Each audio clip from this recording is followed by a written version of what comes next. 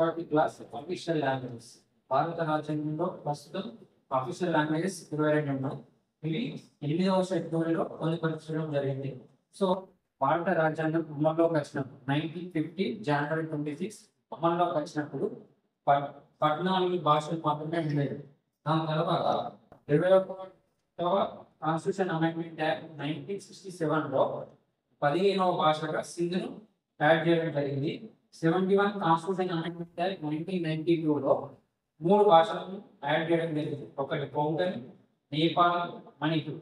దాని తర్వాత 92 constitution amendment act 2003లో మళ్ళీ 4 భాషలని యాడ్ చేయడం జరిగింది. ఒకటి బోడో, ఒకటి డోగ్రి, ఒకటి సంతాలం, మైథిలి.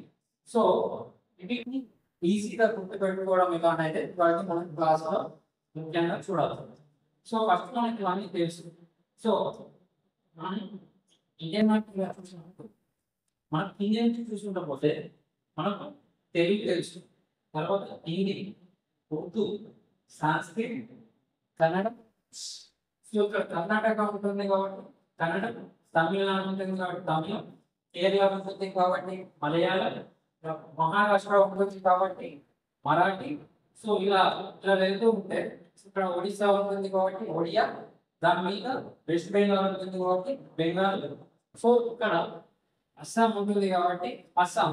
సో ఇక్కడికి ఈస్ట్ సైడ్ పార్ట్ అయిపోతుంది. సో వెస్ట్ సైడ్ చూసుకుంటే గుజరాత్లో గుజరాతీ, పంజాబ్లో పంజాబీ, సో కాశ్మీరీ ఉన్నాయి కాబట్టి ఫస్ట్ 14గా ఇవి చూసారు. ఇలాంటి మరికొన్ని వీడియోలకు వస్తుంది. లైక్ చేయండి, సబ్స్క్రైబ్ చేయండి, షేర్ చేయండి.